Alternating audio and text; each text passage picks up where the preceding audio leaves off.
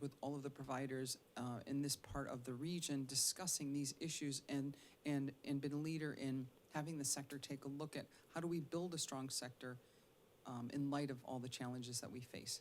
So I'm going to hand it over to Terry when she shares her experience with us. Thank you, Cindy.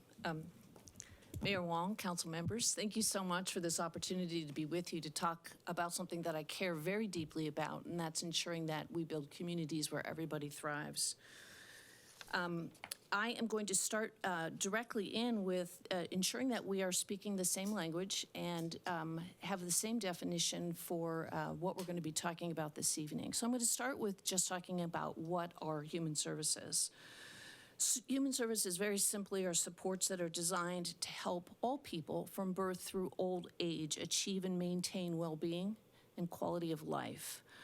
And that includes planning and research and advocacy, prevention, direct service, and community building. So when we talk about well-being, I just want to be clear that what well-being means in this context is that all the people are doing well, socially, physically, mentally, spiritually, and financially.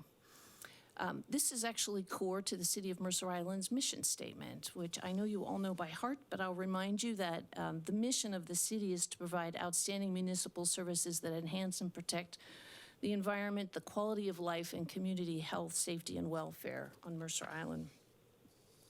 Well-being is built.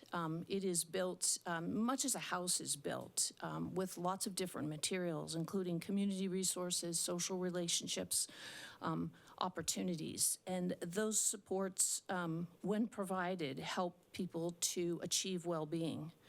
Well-being is important not only for individuals, but for communities, because when all members of the community experience well-being, we ensure that they all reach their human potential, which in turn creates the vibrant and thriving communities that we desire. Well-being rests on a really strong foundation, and once built, does require regular maintenance, just like a home might. Our best builders or renovators or maintainers of our well-being are our human service professionals, and they are trained to meet human needs. They have a specific education, interdisciplinary knowledge base. They're focused not just on direct service or remediation, but also on prevention, and they're committed to improving the overall quality of life for the people in the community. Why are human services important? Well, human services are designed to buffer the stressors and threats to well-being that all of us experience at some point in our lives. Even with a strong foundation, when life's inevitable challenges confront people, they need supports in order to be able to respond. If you experience grief, the loss of a job, the loss of your community, significant mental health issues, you need supports around you to be able to address those threats to your well-being. When, as a community, we support the well-being of everyone in the community, we can ensure that they reach their full potential and they fully contribute to our community. When we maximize everyone's potential, again, our communities thrive. So who needs human services in a community? Everybody does. Human services build well-being throughout the lifespan, so it's not just limited to a specific time of life, it's not just our youth, it really is everyone. A couple of examples in children, giving children the opportunity to develop behavioral health skills to be mentally healthy during the elementary years is really critical to supporting their educational attainment. Human Services provides research so that we understand when children have trauma early in their life, how that impacts child development, and what we can as communities do to reduce trauma, but also to help children overcome that trauma. For adults, Human Resources are responsible for studying what impacts behavioral health and designing and implementing appropriate interventions.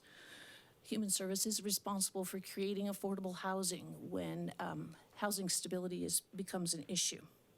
For our elders, Human Services are the ones that research and understand and address the impacts of social isolation, which is so often a challenge during the elder years, and supporting the sandwich generation, which are supporting not only the elder community, but also the youth community. By supporting human services, we construct and maintain a community where everybody thrives. Human services have been around and are part of the fabric of our communities since the very beginning. We have a really long and rich tradition of supporting our communities and the people who share our world. It really began in colonial times with civic and religious organizations primarily, and it continued to grow as the country grew. A couple of examples are the settlement houses, which were begun in the 1880s, and of course United Way, which is a collective support and giving effort, and that was founded in 1887. I want to talk specifically about King County because it has a specific connection to Mercer Island Youth and Family Services. In the 70s, King County did something that was really quite innovative and very unusual, created a network of human service organizations that were organized around school district communities within the county.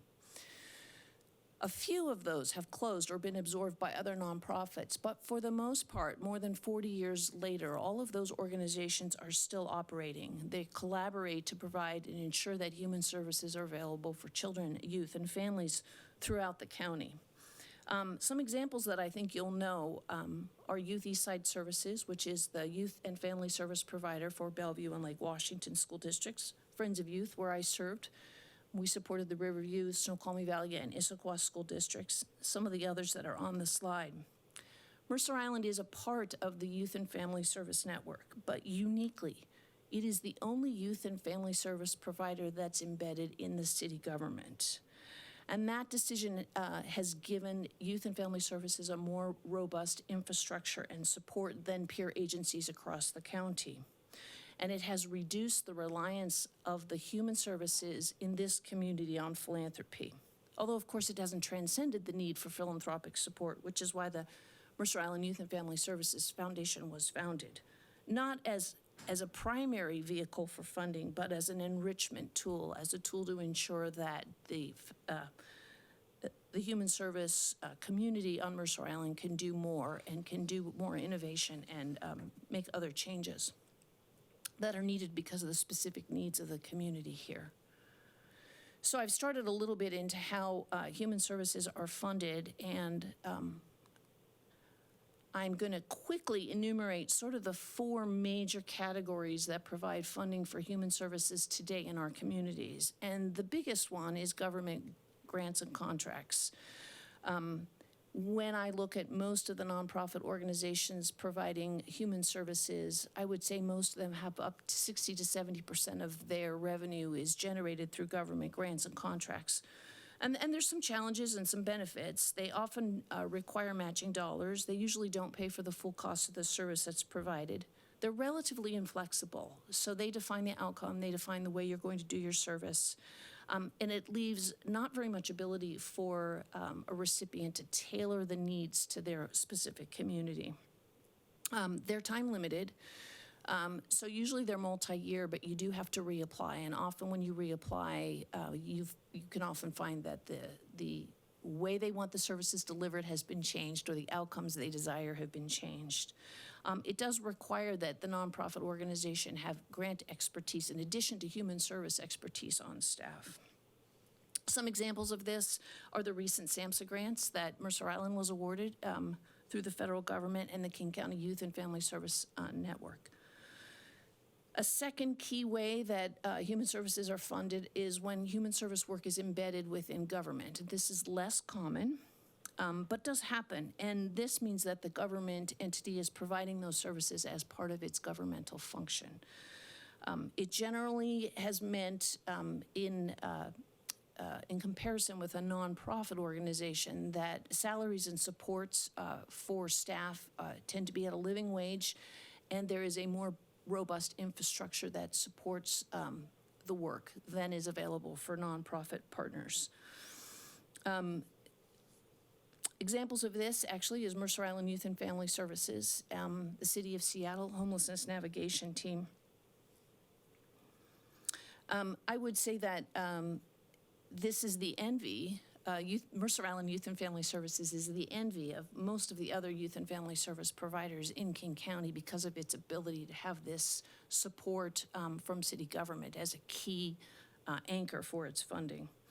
I will also say that the ability to provide living wage salaries for staff encourages a long-term commitment to the community. So the average organization providing human services in King County has a 40 to 50% turnover rate every year, which means that you do not have the same people showing up to do work on a consistent basis because of low wages, and there's a variety of reasons why people go.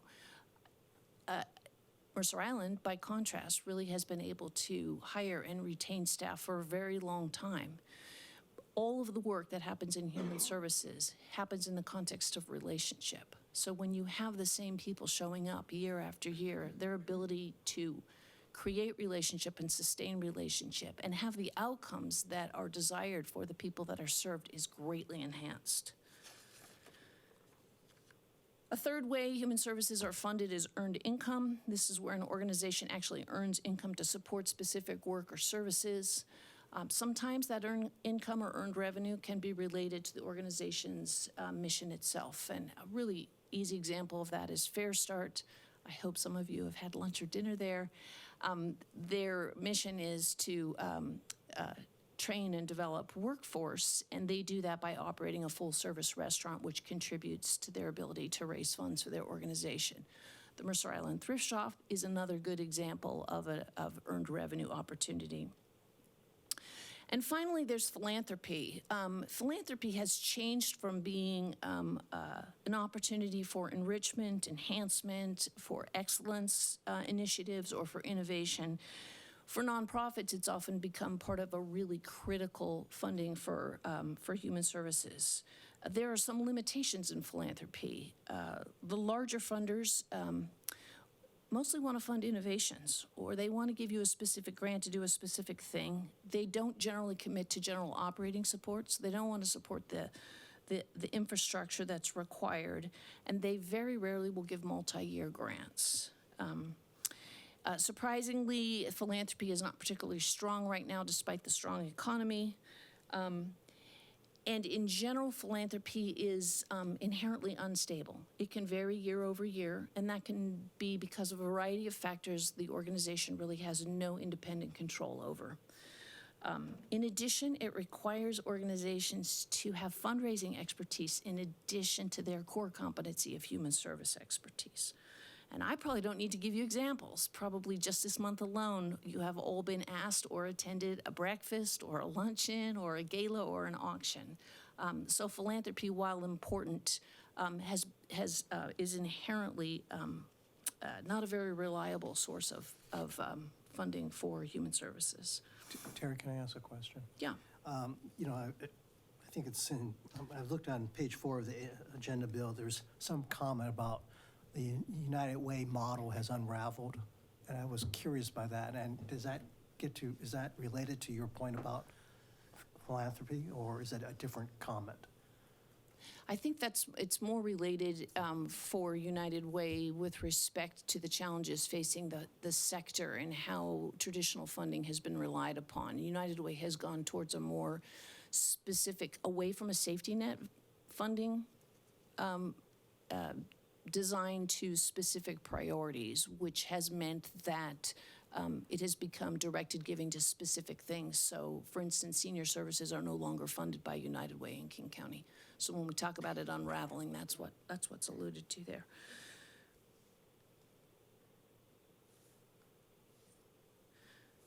So we're really experiencing in the human service sector some exceptionally challenging times. Cindy had provided a report which was included in your materials. Really, the nonprofit business model is not working very well, and as part of convening a group of nonprofit organizations providing human services in King County to address the challenges, we have been in touch with peers across the country, and it's not unique to King County or to the state of Washington. One of the organizations that we've talked to is the Human Service Council of New York City. And in their work to try to strengthen and sustain the human service sector, which is under such challenging times, they created a video, which is a humorous but important look at how we think about human service funding in our communities.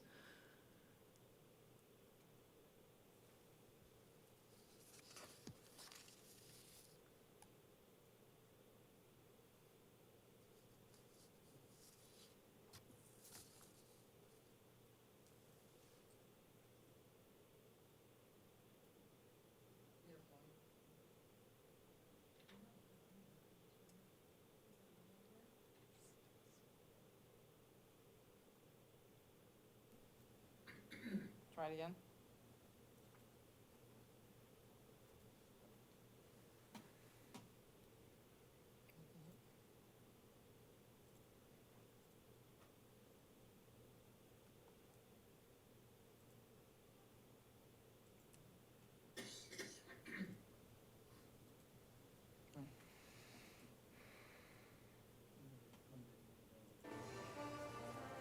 Hi. What can I do for you today, sir? Hi, my name is John. I appreciate what you do for this neighborhood. Your pizza is making a difference. Well, thank you, John.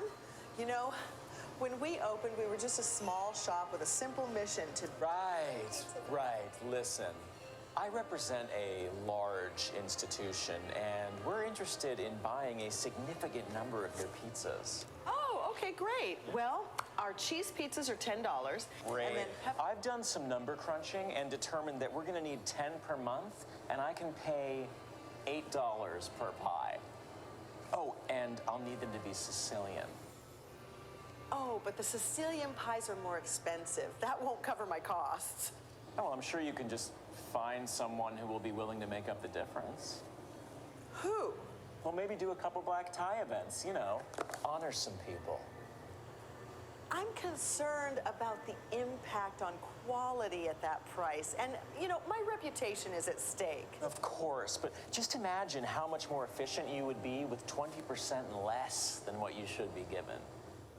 But I mean, I'm sure there's plenty of other pizza places around here. I mean, if it's too much work. It's okay. You know what? I've got an oven that's been on the fritz, and maybe the steady business will help pay for repairs. Oh, I would love to help with that, but 100% of what we give to you must be spent on ingredients, okay? We do not pay for overhead, okay? See, none of this money can be used for utilities, rent, marketing, pizza boxes, or your salary. Especially not your salary. No. No pizza boxes? And how am I supposed to deliver them? Oh, well, there's a place in Bushwick that is completely sustainable. They deliver your pizza using solar-powered drones on recycle bins. I don't have those. Okay. You can spend 5% on pizza boxes, 10% on dough, 5% on tomatoes, 10% on cheese, and the rest on spices. See? It's all spelled out here in this pizza-making plan. I'm the one who knows how to make the pizzas.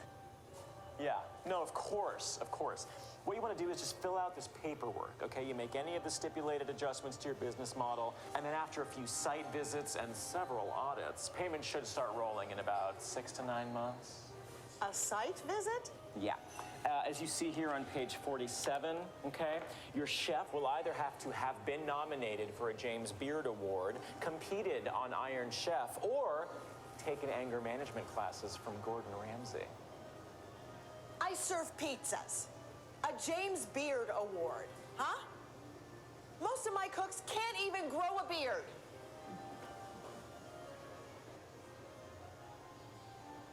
Hi. Oh, hey, where did that other guy go that was just here? He got transferred to a different department. I'll be making the orders now. Oh, thank God. Yeah, I know. I'm sorry. His expectations are a bit, unreasonable. You're telling me. If you saw. I know, right? So I would like 4 dozen falafel sandwiches. Oh, we don't make falafel sandwiches. Well, that's what we need. And I also need you to track each and every one of your expenses on this ancient scroll. Use the feather pen. It has the blue ink. Nice to meet you.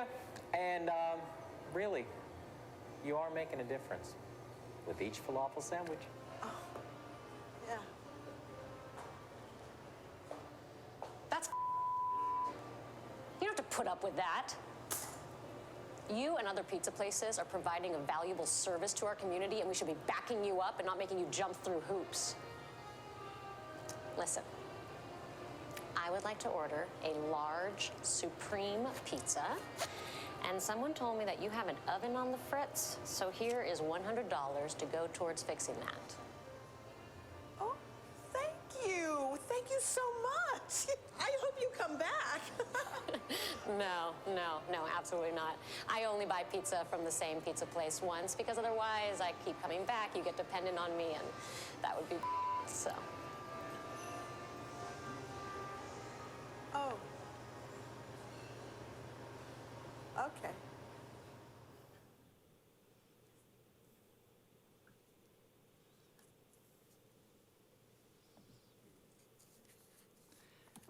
So that was a bit of a lighthearted look, but still very true for most nonprofit organizations providing human services in our community. And in the interest of time, I'm going to skip to just saying that what Mercer Island Youth and Family Service is doing is a lot of good and right things in terms of supporting the organization and the human services that are required to ensure that everybody experiences well-being in the community, as well as when those individuals in our community have what they need, the community is vibrant and healthy, and that's directly related to achieving the mission that the city has for the community.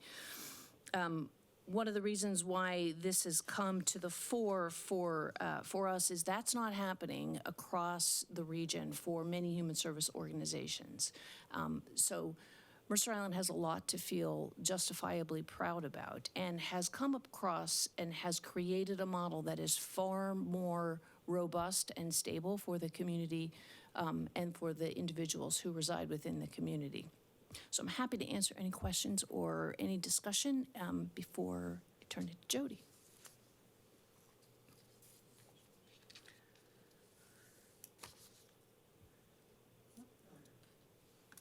Dave, are you on the line?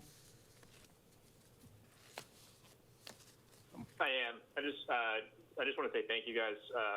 This was a great presentation. Okay. Thank you. Go ahead. Ready for me? Yeah.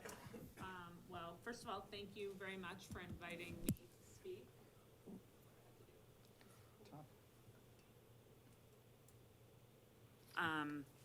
Just to talk a little bit about the progress we've made at the foundation and some of the challenges that we see coming ahead, given the information we have currently. But first, being the beginning of the year, I wanted to express some gratitude to you collectively as a council and individually as council members. A lot of people don't really understand when they get talking in the weeds about the general fund that all that you supply to the YFS department in terms of infrastructure and back office services, and that really does enable our providers to concentrate on what they do best, which is providing excellent human services for everyone that needs them on the island. So thank you for continuing to do that. I know each of you may have taken some amount of flack with all of the budgeting issues that have come up in past years, but I think the city needs to be commended for doing the very unusual thing, as Terry pointed out, to invest this duty in the city to make sure that the well-being on Mercer Island is being taken care of. So thank you for that.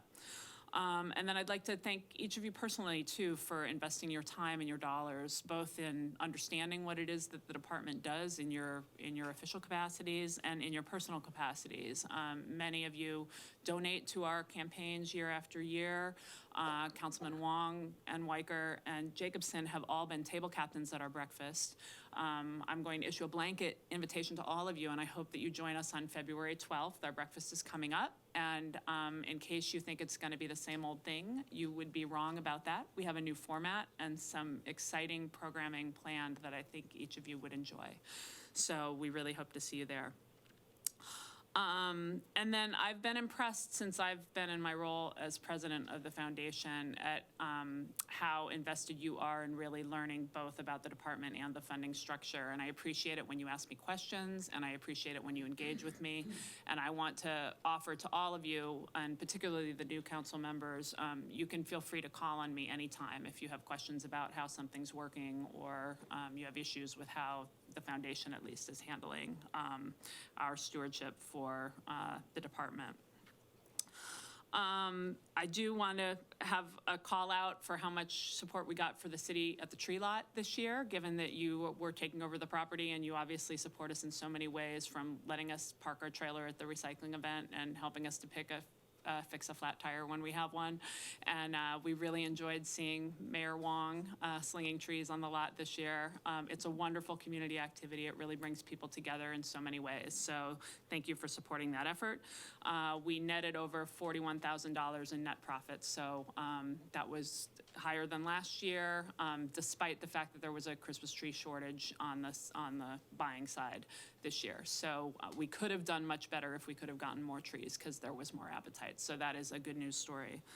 And then mostly I just want to thank everyone in the Mercer Island community.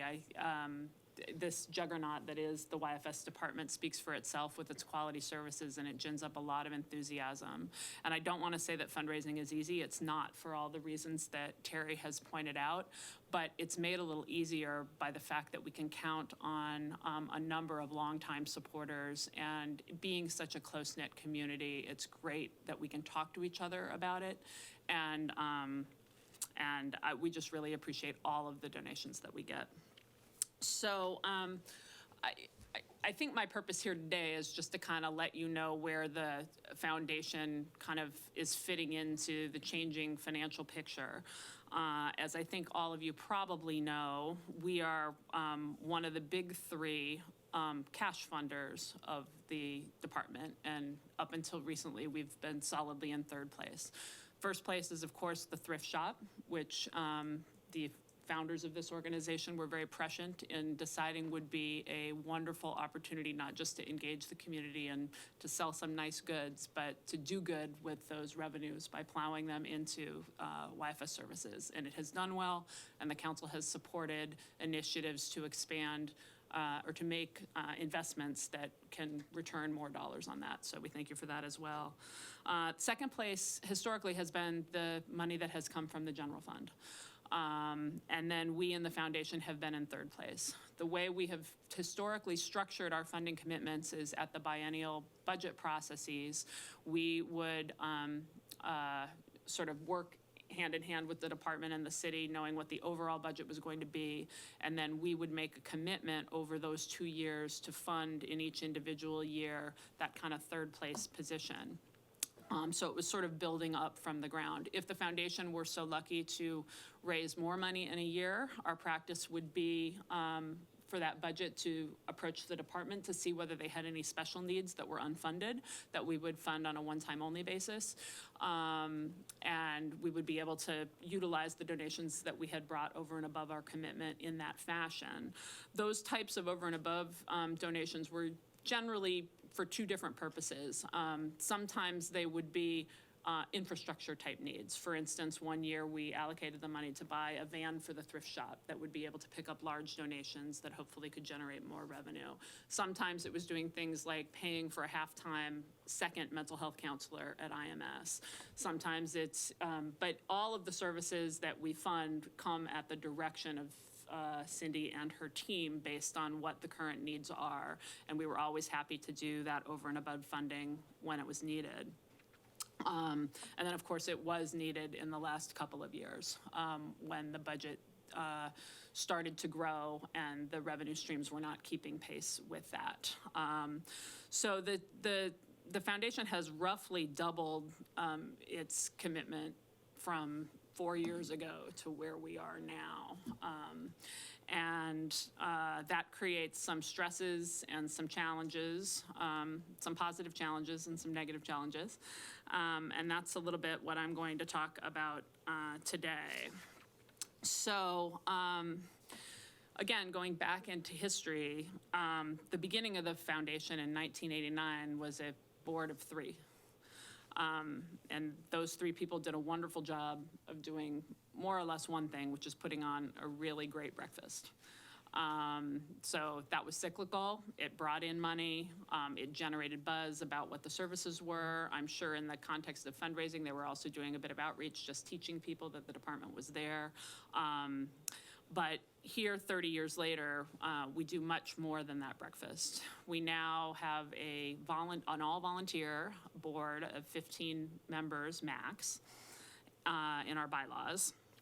And we not only do the breakfast, but we do a number of major donor events, both fundraising and appreciation. We do a number of outreach events that are pegged at education, so that we're trying to reach underserved communities or communities that may not know about us, new residents, some of the new international communities who may not be as plugged in to what the department has been doing for this many years. And that has become quite taxing on our board of 15. We are all volunteers. We obviously try to get professionals who have expertise in various areas, and the amount of workload has steadily gone up, both as we have expanded our outreach efforts and really our need to expand our fundraising efforts to close the gap as the budget has started to grow. Happily, in the immediate failure when the Prop 1 initiative was defeated at the polls, the foundation was able to step up in the immediate term and sort of set internally a goal for itself to try to support the department enough to keep the level of service at the same level as it was in 2018. And the foundation isn't trying to direct what those services are. And I think it's really important for the community to understand that it needs to be the department that is building up responses to the needs that it perceives in the community, rather than having a bespoke interest or loud voices dictating what services are provided. There's always people that choose to restrict their donations for a specific purpose, and those donations are incredibly welcome if you feel passionate about the emergency assistance program or passionate about the school counselors, but they can't really run a department where the fundraisers are dictating the agenda, which is a little bit what the pizza video was all about. So we've now begun the point where we're looking ahead. We're still relying on a fairly dated 6-year forecast that is coming to the end of its useful life, and the budgeting has gone to and fro over the last couple of years. But what we do know is that with the zeroed out city contribution for the general fund for 2020, if that sustains into perpetuity, we have some real, I don't want to say empire building, but we have some building to do, because we can't continue to function with no paid staff, which maybe that should have been the headliner. For those of you that don't know, the foundation, until 2 weeks ago, did not have any paid employee working for it.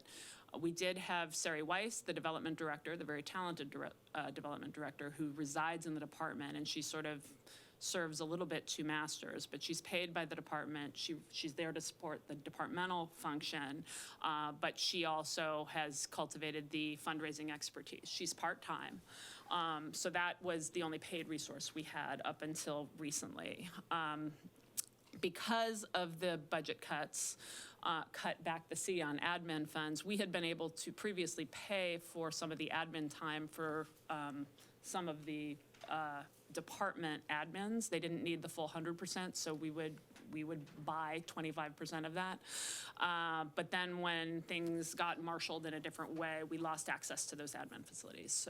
So we have now hired our first entry-level position at 35 hours a week to help us just do basic things like key donor donations into our database, send acknowledgements, help support the marketing and outreach function, that sort of thing. But that alone is also not going to be enough to continue to raise enough money to fill the full hole in the budget that is caused by the withdrawal of the general fund. So we do project, I mean, at present course and speed, we do project having operating deficits in the foundation by 2021, absent some change in structure.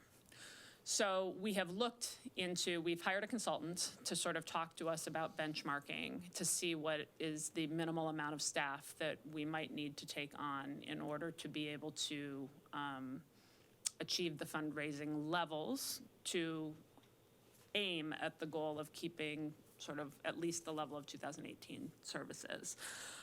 This is going to have to be a slow process and an interactive process because we need to get a little bit more input on where this council is going forward in terms of long-range planning. We don't want to overstaff. I think staffing is going to be somewhat on the challenging side for us, given that we have a small fundraising footprint. We are happily within 2 metro areas, so hopefully people will be happy to drive to us. But the foundation is not in a position to offer benefits packages. So we are, we can give sick days and a few benefits at the margins, but we can't carry health insurance and those type of things that some people are going to be looking for. Nor do I think we want to build an empire that's too big, and so we'll probably be bringing on part-timers too. So it may be some time before we're able to find the right candidate to do the job at the pay that we will be willing to offer. So, so that being said, you have a very committed community. We may be making some expansions to the size of our board, again, given the workload as it has expanded. That's another thing that we are considering. And we've also gotten some very good tactical advice about how we should be putting some processes in place to enhance the loyalty and the engagement of our donors. So it's, with qualified optimism that I can say that we will certainly continue to be a steadfast partner with the thrift shop and the city, and hopefully aimed at the goal of creating maximum well-being for everyone on this island. But I can't be here to promise you that we can suck up the void that there is. So all we can do is promise to work together if the council shares that same goal. I do have a couple of asks that I think would help us. One, I alluded to earlier, just always going through the budget documents is always fun and joy, but a lot of those numbers are outdated, and there have been a lot of episodic funding and defunding along the way. And it would be great as you enter, I know you guys this is a top priority for the council overall, but to the extent that we could know earlier rather than later, like how much is going to be needed in 21 and maybe the few years beyond that, it would help us know what we needed to build to try to do what we would like to do. Secondly, a lot of people probably don't know this, but there's a fair amount of donations that are made restricted to the department function that come in through the city.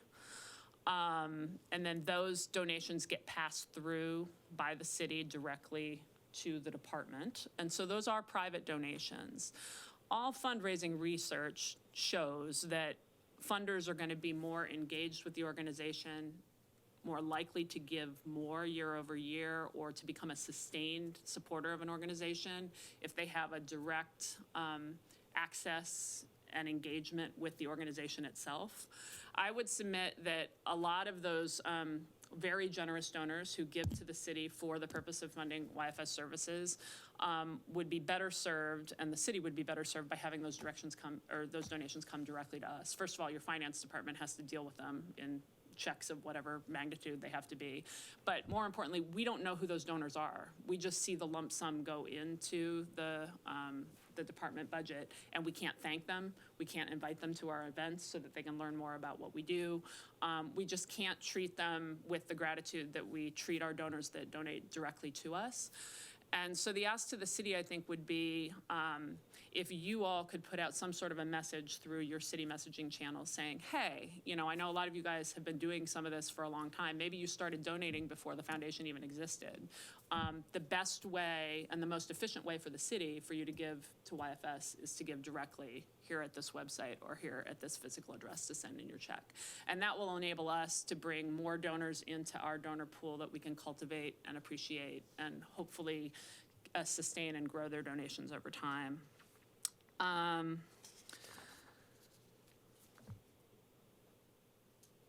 And I think with that, I'm happy to answer any questions that you have.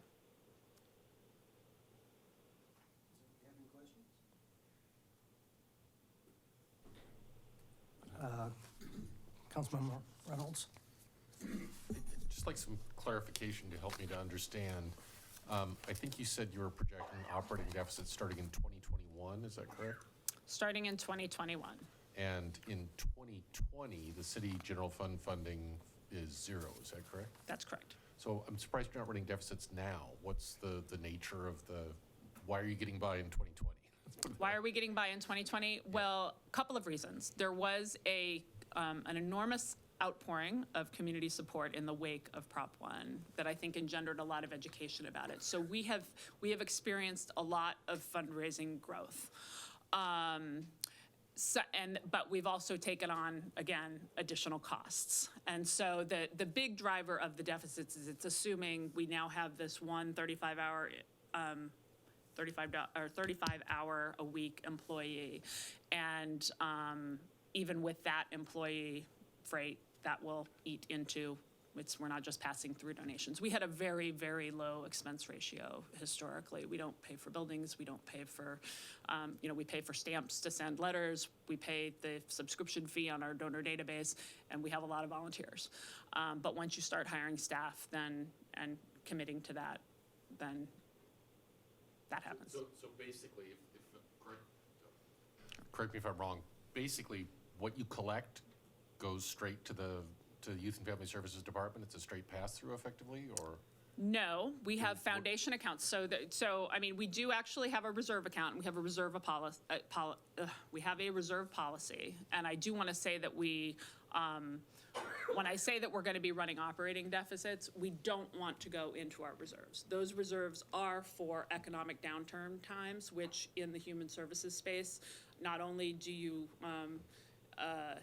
have more need coming into the department, Sure. We don't want to dip into reserves. So if we also have money that is in investment accounts, which is part of an income generator, and those were restricted funds a long time ago that were endowed. And they throw off a portion of what we commit to the city in our annual commitment process. But otherwise, what we raise and what we set aside to put into our reserve policy, we spend to the city commitment. It's just that the city commitment is going to be so much higher next year. Right. Without the cushion. Okay, thank you.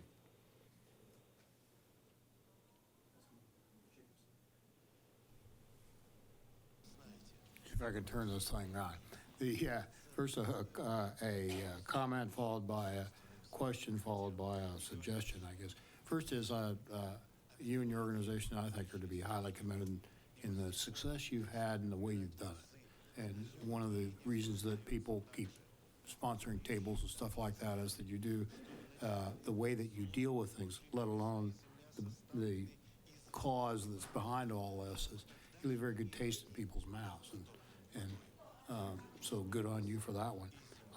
The question is, as I understand your ask number one, is you basically want to know what is it we're going to fund so that somebody can do the jungle math and figure out, okay, if we fund X bucks and Cindy needs 2X, then, what does your X look like? And do I correctly understand that? Yeah, I mean, a little bit. And I don't know whether this council, as recently installed, is going to, change any of the priorities that had been set or make, you obviously have a lot of trade-offs that you're going to need to make across all of the departments. So, yeah, I mean, we just need to see what the overall is, and then I think we can set expectations with you, whether we think that it's likely, unlikely, or impossible for us to be able to meet the full freight of the Delta. My guess suggestion is that, the need to redirect the donations made directly to the city is, in some respects, a nice problem to have. And I'm not sure how many other organizations have that problem. And I don't know if they're the hated term best practices for it or other kinds of things, but I really understand the need to be able to steward everybody who contributes a dime or more to what you're doing, and so I'm certainly very receptive to that. I'm not sure the city can do anything about that, but without our action. I mean, certainly they can't force people to do it. I think it would just be messaging that comes from the city, and I think it would enrich everyone's experience, and quite honestly, it would make your finance roll, slightly less onerous. I'm going to violate the mayor's rule for more than one question here. No, so I'm going to go to nobody's raising mayor's their jail hands. here shortly. Okay. But that question is, what numbers are we talking about? Is this 50? Is it 10? Is it? I went back and I looked at the numbers. The pass-through numbers are at about 60,000. I'm not positive whether all of those, because they're just entitled pass-through as a line item on the budget. I know that some goodly portion of those are from private donors that send things here. It may be that you are also the receptacle when the city gets a grant or something, that it has to go through that way. So I can't parse out the exact numbers, but there are a good number of private donations because they end up landing on our reporting part as pass-throughs. We actually put them into our donor database, and it's not $500. It's in the tens of thousands. Okay. Answer that question. Thank you very much, and thanks for the great work you guys do. Thank you. Okay, Deputy Mayor. Totally echo, thank you for all the great work that you do and have done. And my family has benefited personally from all the different services that you guys have provided over the years. And so Cindy, just to recap that, I wonder if you could provide just a 2-minute elevator pitch of the wide variety of services that YFS does for this community, and then specifically address the mental health school counselors, because we've been talking about that for years, and I want to be really clear that the model we have here is unique and special, and outsourcing that function to YFS, all due respect, Off Island, Youth Eastside Service, whatever, that what we have here is special and unique, and the fact that our school district and our city shares borders and our families utilize all of our services will help kind of lay the groundwork for the budget conversation that's coming in the year or two ahead. Well, you said a lot of it. Thank you very much. Yeah. So Youth and Family Services, we provide community-based counseling at the Luther Burbank Building, diversion services for youth who are involved with the law. We have senior services for seniors 55 and older, and we go up very high in that. We also serve their adult children, and adult children can look for assistance whether their parents live here on the island or elsewhere. Our services are all sliding fee, so anybody can come, and we don't turn people away. We also do SVP and Voice, and that is community service program for kids in middle and high school to get them out beyond the Mercer Island boundaries and exposed to other issues. That goes out there. For our school-based counselors, we have one at each of the 4 elementaries, one at the middle, one at the high school. And additionally, we have a drug and alcohol counselor at the high school and a half-time. Right now, it's an intern at the middle school. Those counselors, we've always had that level. We have, when the needs assessment, you will see that there's an ask for increased services because there's additional need out there. And the benefit of what we do is that we are one city, we're one school district, and we can all work together. And so we work closely with the police department, the schools, and are able to come around our kids in so many ways. So that's really a huge portion of our prevention, our treatment, and even aftercare is in the school. And if you can make services available in the school, kids are 20 times more likely to take advantage of services. That's really shown in prevention, as you know, really helps with costs down the line. So I think I covered your services, and what was the other part of it, Wendy? And why it's not necessarily cost effective to outsource to another nonprofit. Oh my gosh, that's a huge question. Well, a couple of things. I think the biggest is that our counselors have been here for a long time, and you don't see that longevity anywhere. Our counselors know the kids, they know the families, they know the schools. And there's a line of confidentiality that exists, and that is, that's really the gold star for providing mental health-based services in the school. So if you look at any of the other models for doing school-based services, they're all with outside entities. And it's for that reason. It's for confidentiality and so that parents feel safe in seeking help for their kids and that kids feel safe in seeking help at the school. Okay. Any other questions? Dave, do you have a question at all? No question. Sorry I couldn't be there in person, but I'm looking forward to being at the breakfast. Okay. Well, I want to thank Jody and Terry and Cindy for the presentation, and certainly I think we all are big supporters of the foundation, and hopefully everybody here on the dais will be in attendance. I just wanted to say I also have a great time when I'm at the tree lot, and it's very competitive in terms of selling trees. And so I encourage those, certainly those who are bigger than I am, and a lot stronger than I am, to go out You're not next looking year. this way, are you? So, but anyway, thank you so much for everything you guys do, and I appreciate it.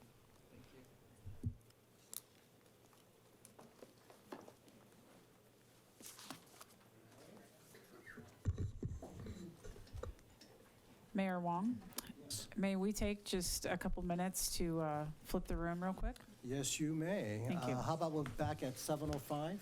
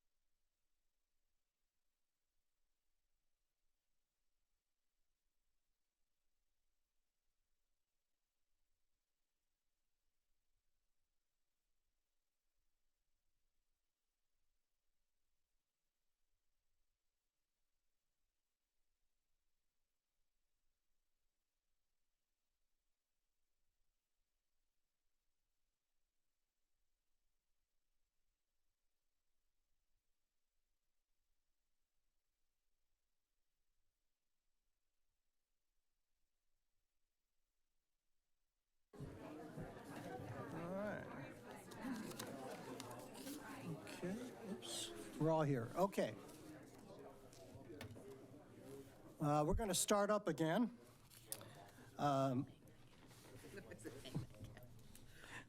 We now move to our special business this evening, Agenda Bill 5654, Sister City 20th Anniversary Proclamation number 248.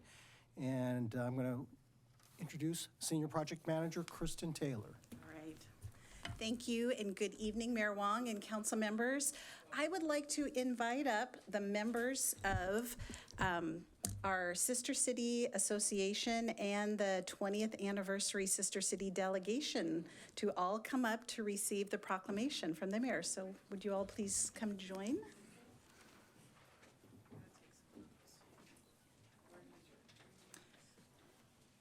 don't you come over here on both sides? That's okay. That's the plan. Well, actually, I'm going to have to, excuse me.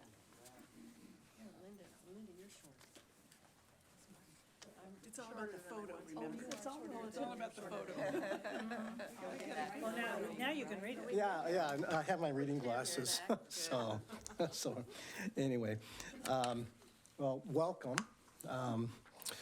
Whereas on July 8, 2000, at the 2000 Mercer Island Summer Celebration, the mayors of Mercer Island, Washington, and Tonon-les-Bains, France, forged a firm and lasting friendship by adopting a resolution establishing a sister city relationship.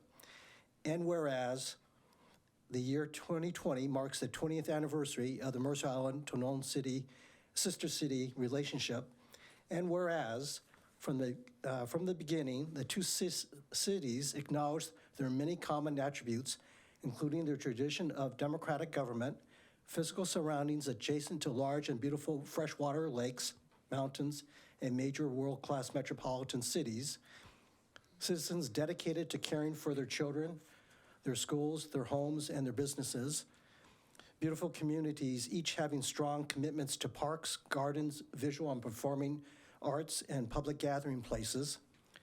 And whereas, since 2000, the sister city relationship has spawned many student exchanges between our cities, facilitated a 2005 art exchange of priceless 17th and 18th century French lithograph exhibited at the newly opened community center at Mercer View, and facilitated various other exchanges. And whereas the citizens of Mercer Island, Washington, and Tonon-les-Bains, France, have demonstrated their commitment to learning about the people, culture, history, and commerce of each other's city, as well as other cities around the world.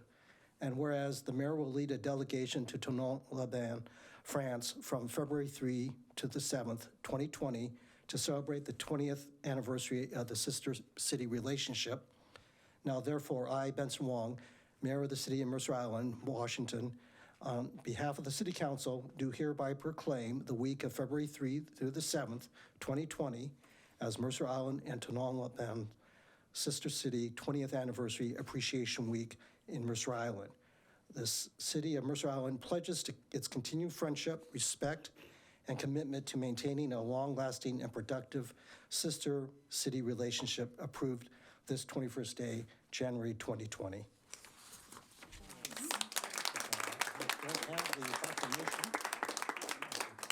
So now I'd like to introduce Jane. And now to speak on behalf of the delegation is Jane Meyer-Brum. Thank you, bienvenue. We'll have a little French lesson. A sister city relationship is called a jumelage. So we are celebrating the 20th anniversary of the jumelage. And it was a leap of faith in 2000 when the mayors of Mercer Island and Tonon-les-Bains came together to sign an agreement of a jumelage that made their cities sisters. It was a blind date, really, for we asked Tonon to be our sister, and they said yes, and came to Mercer Island in the year 2000 to become our sister, and they had never been here before, so it was a leap of faith. And it was a leap of faith that the two cities would try to get along and truly get along and have something to share. We didn't have commerce, we didn't have business interests that form the basis of a lot of sister city relationships. But we each had friendly citizens who wanted to learn about each other's history and culture, sports and music, and who wanted to learn each other's language and make international friendship. It was a leap of faith when we sent our children, our high school students, across the ocean to stay in the homes of strangers who became friends. It was the same for the people of Tonon when they sent their students back to stay with us. What started as a blind date, a leap of faith, has blossomed into a strong 20-year relationship. It was an act of friendship when the city of Tonon sent condolences to us after the 9/11 tragedy. It was the same act of friendship which prompted us in 2015 to send our message, Je suis Charlie Hebdo, in solidarity with the French after the terrorists bombed the Charlie Hebdo newspaper's offices in Paris. Since 2000, hundreds of Mercer Islanders have been touched by the Sister City program in some way, by visiting Tonon, hosting students or visitors, or by participating in Sister City activities here. Soiree dinners, French films, French conversation evenings, French art lectures, wine tastings, travel events, anything French. We are so pleased to have an official delegation of 16 Mercer Islanders go to Tonon to celebrate our 20-year jumelage, led by our mayor, Benson Wong, and his wife, Terry Mark. We are hand-carrying also letters of support and congratulations from Eric Tao, headmaster of the French-American School of Puget Sound, and Vicki Puckett, the principal of Mercer Island High School. We are grateful for the moral support of our city. It's only moral support, no financial support. It is true that there cannot be a sister city relationship without the city. Mercer Island is an island, yet we cannot be insular, for we have a caring sister across the ocean in Tonon-les-Bains, France. Vive la jumelage entre les deux villes de Tonon-les-Bains et Mercer Island. So, thank you.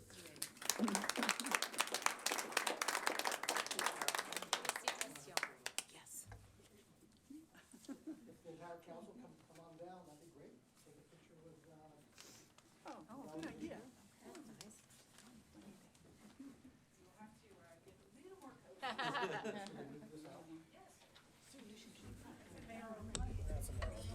Careful, something's plugged in. I think. no, that's it. You're fine.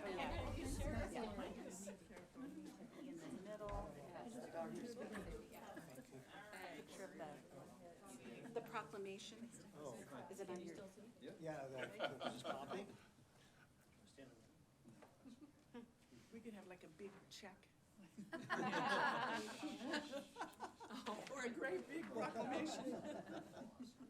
All right. Hey, everyone, say something in French.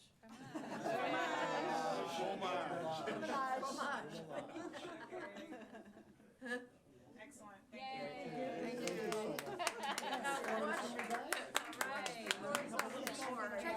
Très bien.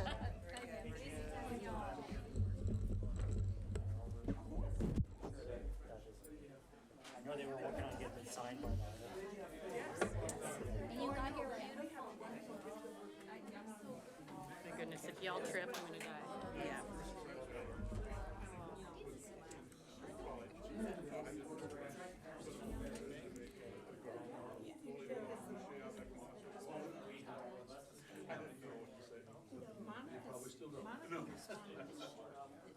I got it. I responded. The full Mescom board. You know, I went through, I think I I did see Picture that. of you, and then a picture of what I the went thing through by the- itself. My email's too fast. It was a picture. I'll go back and check. I got it. I responded. A poster of one of the banners.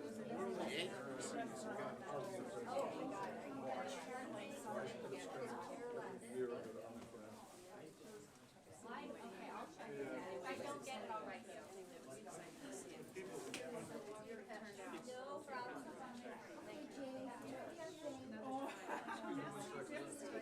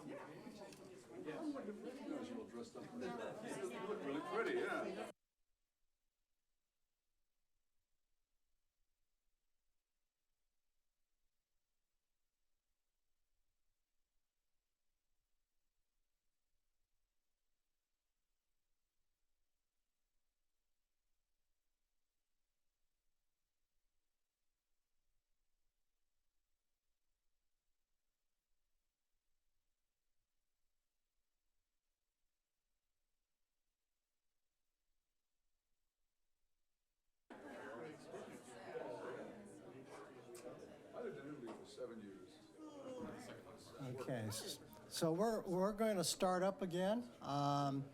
And I know Jane mentioned this, but just for the record, I just want to make it clear that the city's not paying anything. The airfare for my wife and I, hotel, we're paying for that. And so the city's not paying for anything for any of the delegation that's going over there. Okay? Now, the next item on the agenda is appearances. When it's your turn to address the council, I don't know how many people signed up, Deb? Yes. Oh, okay, great. When it's your turn to address the council, please speak audibly into the podium microphone. State your name for the record and limit your comments to 3 minutes. There used to be more instructions in the back, but I guess, is it on the back of the wall, back of the door? If you need instructions or at least some guidance on the public appearances, it's in the back of the door there. Otherwise, Deb, why don't you call the first couple of speakers? We have Lori, Matt, Jeff, and Ashley. Move the camera, because this is not my best side right here. Good evening. My name is Laurie Rachis, and I'm a Mercer Island resident. The Rachis family has had a continuous presence on Mercer Island for nearly 50 years. I'm also the co-owner of Island Books. Island Books has been in the same location on the Mercer Island, in the Mercer Island Town Center for over 45 years. In 2016, the previous City Council redrew the retail core of our town center in a process that can only be described as arbitrary and lacking any common sense. In doing so, the City Council significantly reduced the Mercer Island Town Center retail core size and eliminated the retail space that Island Books and 14 other businesses occupy from the retail core. I'm here tonight to ask the council to prioritize the redraw of the redraw in the 2020 priorities. I ask you to consider the following. Where exactly are the businesses that were drawn out of the retail core supposed to relocate to? How exactly will driving businesses off the island and out of business completely help the city with our financial crisis? What exactly happens to the city's important sustainability efforts when Mercer Island residents increasingly must leave the island for basic needs because businesses like Island Books have been displaced and no longer exist on the island? Island Books does not have the luxury of time on this. We are not interested in another lengthy, multi-year process where decision and action on the issue are put off yet again by the City Council and city staff. We are interested in seeing this fixed immediately and ask that you prioritize correcting this in your 2020 work plan. Thank you for letting me speak. Thank you for consideration, and thank you all for your service.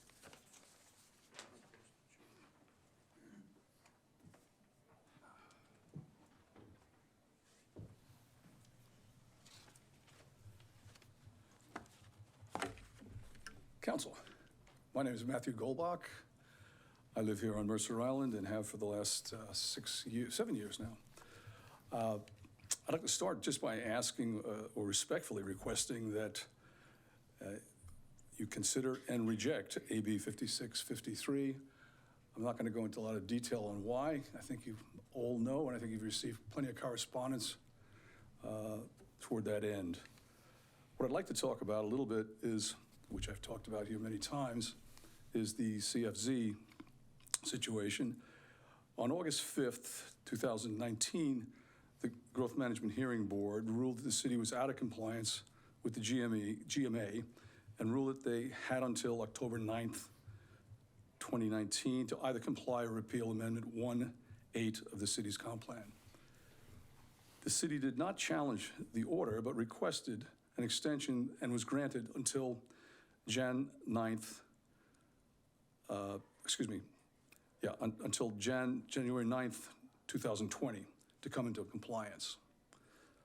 On the 14th of January, the city admitted that it was not in compliance regarding the CFC and requested a further extension until June 16th, 2020. I want to go back to August 20 of 2019, the joint council and planning commission meeting. The main issue was the CFC, and it was discussed at length. Every council member stated in one way or another that the CFZ was not working, that the solution had become the problem.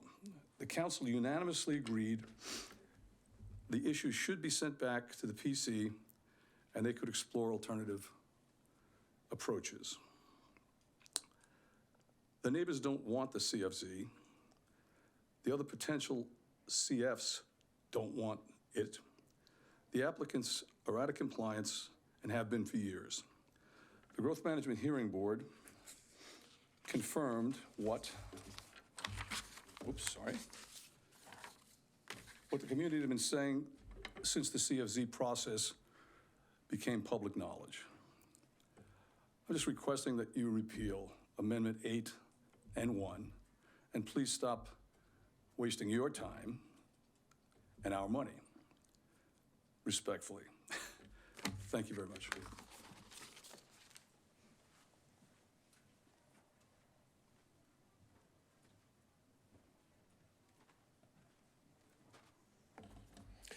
Good evening. My name is Jeff Gohagan, and I've been a resident here in Mercer Island for 10 years. And in addition to that, I am a police officer. I have been so for 28 years. I work for a fairly large agency in the region. And the reason I'm here today is to kind of give you the benefit of my experience in dealing with some of the, what we anticipate is going to be coming along with the expansion of the bus services and the opening of the light rail. Just to give you some idea, I currently serve as what's called a watch commander, meaning that I'm responsible for a precinct during a certain number of hours with 39 officers and 5 sergeants. Our area is bisected by light rail. We have not only light rail, but also a number of bus services that are provided, quite a bit in fact. And I would tell you that with the inclusion of light rail and with the bus services, we saw a significant uptick in calls for service, not only for law enforcement, but also for fire and EMS. Okay. This comes around not only the safety issues, but also medical issues and, quite frankly, homeless, those folks that are in need of social services. It is a significant, and I don't want to use the term drain because it's not. We're hopefully providing them the services they need to be able to come back to being a functioning member of our society. But it is a significant amount of time that it takes law enforcement, EMS services away from their duties otherwise. And what I'm anticipating and worrying about is seeing a significant loss of services, what Islanders have come to expect.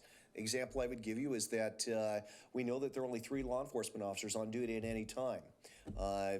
Sound Transit primarily relies on the King County Sheriff's Office to provide safety issues.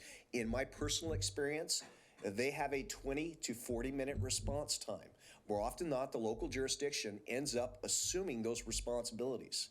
So as it's been explained to me, you have your 2020 priority plan coming up. I urge you strongly to consider some of the implications that the inclusion of the opening of light rail and the expansion of bus services will have on the 911 calls for service and the draw away from the services that citizens of Mercer Island have come to expect from our first responders.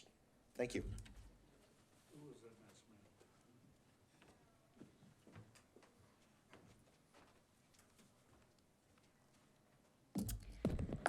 Good evening, I'm Ashley Hay.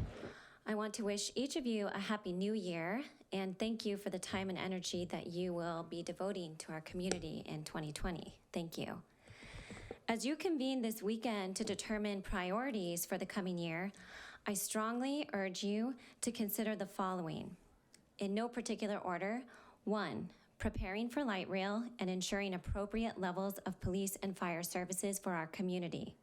These conversations must happen now in order to secure the necessary service levels for 2023 when light rail becomes operational.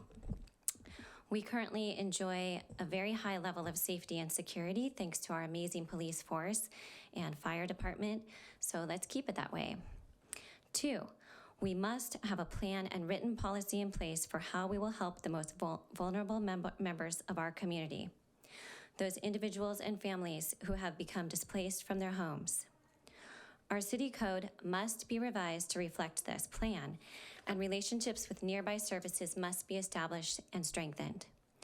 Over the past few years, we've seen our neighboring communities and cities forced to reactively respond to challenges surrounding these issues, and they've updated their city codes accordingly. Let's be proactive rather than reactive so that we are prepared to help when help is needed. Everybody benefits in that situation. 3, as our community continues to change and grow, the character of Mercer Island must be considered with every decision, deal, and agreement that you make. High-density residential units do not reflect the beauty of Mercer Island. In fact, they diminish the character of our community and force small retail businesses out of our community and out of our neighborhoods. This is not acceptable, in my opinion. I urge you to expand and redraw the town center retail core, preserving our beloved and long-standing retail businesses in order to enhance the character of our community.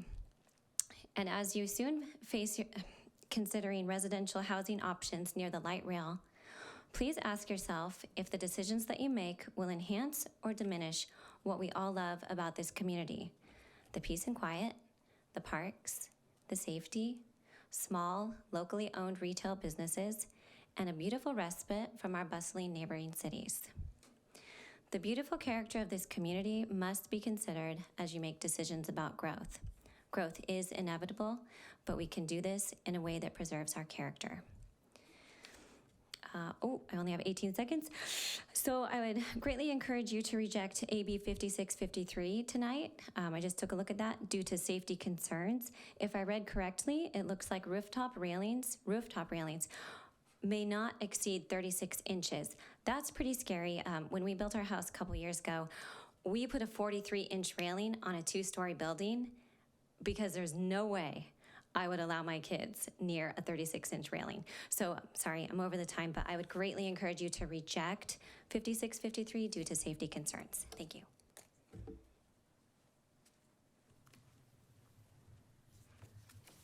Is there anybody, Deb, is there anybody else?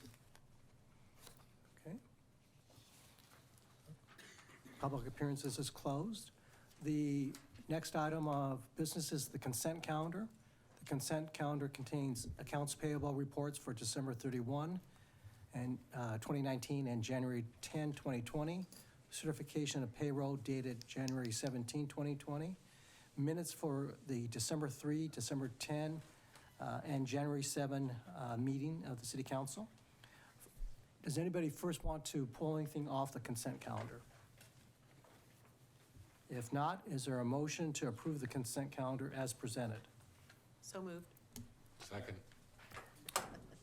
The motion has been made by Councilmember Anderall and seconded by Councilmember Reynolds to approve the consent calendar. All in favor say aye. Aye. Aye. All those opposed? Motion passes and the consent calendar is approved. Yes. Just to make sure if Councilmember Rosenbaum wants to weigh in and actually vote, we need to hear his vote as well. Sorry. He's an aye. Okay. Sorry, I'll try to remember. We now move to the first item of regular business, Agenda Bill 5652, small cell regulations. And the hope is, I guess, the staff is looking for confirmation of scope of work. So I want to welcome the Community Planning and Development Director, Evan Maxim. Thank you, Mayor, City Council. I am your Community Planning and Development Director. What I thought I'd do tonight is provide a very brief overview. You have, as a reminder to the City Council, seen this item previously in the adoption of interim ordinances. This is the start of our permanent solution around small cells. After that, a brief recap of the Planning Commission's recommended scope of work, looking to confirm direction before we move forward with the Planning Commission. So as a reminder to the City Council, in September of 2018, the FCC adopted new rules that went into effect in January of 2019. City staff became aware of those rules and recommended that the City Council adopt interim design regulations in January of 2019, essentially intending to address regulating small cell deployments to the maximum extent that the city believed it could regulate them at that time. We have extended that interim ordinance now twice, once, so the first adoption extended through, I believe, July of 2019. We extended it through January of this year, and as one of the final actions of the City Council last year, it was extended through July of 2020. So Tonight, we are essentially confirming the scope of work for the Planning Commission to adopt, again, permanent regulations around small cell antennas. For reference, since maybe not everybody has seen what a small cell antenna looks like, I've included a picture on the screen tonight. You'll see there's a gray box mounted onto that PSE wooden pole about halfway up the pole, perhaps a third of the way up in this picture. And then near the top, you'll see there's two panels. Those panels represent the antenna. The gray box is the equipment. There is some conduit that connects the two on that PSE pole. The FCC's new rules essentially provide limits on the city's authority around any interference with location or prohibiting the location of small cell antennas. So our focus really is on requiring design or establishing design standards and enforcing them on these facilities. But challenging the location, asking the question of whether it's necessary to provide sufficient coverage for small cells on the island, these are questions that we're no longer allowed to ask. The FCC new rules also included some limits around the review timeline and anything that might effectively prohibit the deployment of small cells. Late in the year, last year, the city staff spoke with the Planning Commission to establish a scope of work. I've summarized that scope of work both in your agenda bill and slightly modified it, in my mind, for clarity on the slide tonight. Presuming the City Council supports the Planning Commission's recommended scope of work, I would begin work with that body this coming February and try to bring back a recommended ordinance to you before your July interim ordinance expires. I'm happy to answer any questions or entertain a motion. Councilmember Anderall? Thank you for that. You answered my first two questions, which is how long will this take and when does our thing expire? So that's great. That leaves me with only one, so I can comply with Mayor Wong's rule. What exactly are we looking at in the fourth bullet point in your in the recommendation from the Planning Commission, exploring limited provisions for adjusting wireless communication facility location? Yeah, what does that mean in terms of in practical application? So in terms of practical application, we've had 2 small cell deployments on Mercer Island so far. One was done by T-Mobile 2 or 3 years ago now, and the second was done by Verizon. Certainly your city staff have heard concerns by the community that some of these small cells are located on a Puget Sound Energy pole, and the additional equipment is ugly and unsightly in a desirable view. So I think that third bullet is intended to represent staff looking for ways to modestly adjust the location of the small cell antenna location. I think it's also a little bit of a dangerous territory for us to go too far in. I'm trying to set the expectation low. I think the FCC's been pretty clear that we cannot interfere with the location of small cells. So I'm trying to encourage and work with the company, not mandate. Yeah, and then to follow up, I was just going to say that it does seem like we are potentially in some territory that could get us into trouble there, given the scope of the preemption. But you were successful in encouraging an alternate location on at least one deployment last year, weren't you? I believe 2, yes. Yeah, and so the neighbors were happy and the company was happy and. Well, happy is always a relative term on the subject, but happier maybe. Yeah, and I think that we were fortunate in that situation that we had a small cell vendor that was willing to work with the city staff and the neighbors. Looking forward, obviously we have not done this work yet, but we might find a way to make it procedurally somewhat easier to modestly adjust the location versus place the small cell in a less desirable location. We'd still have to comply with our timelines. We still have to avoid any material prohibition.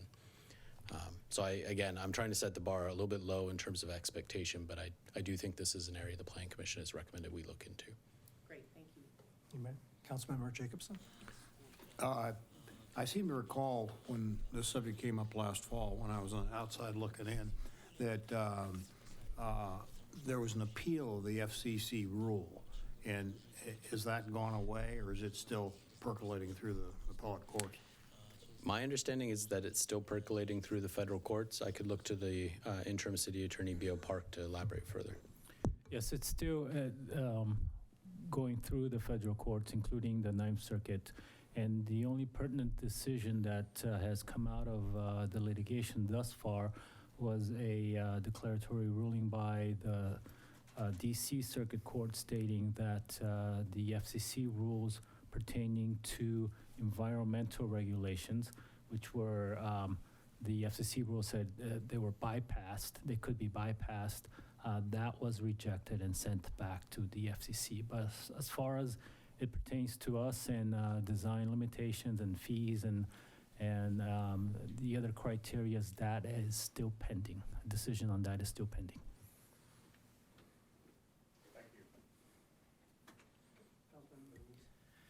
Can you expand on the definition portion of this, where you say that the scope is going to include things like small cell facility as a defined term? Because when Crown Castle was doing their work, there was discussion because the franchise agreement had the term underground, was it underground utility area, something like that?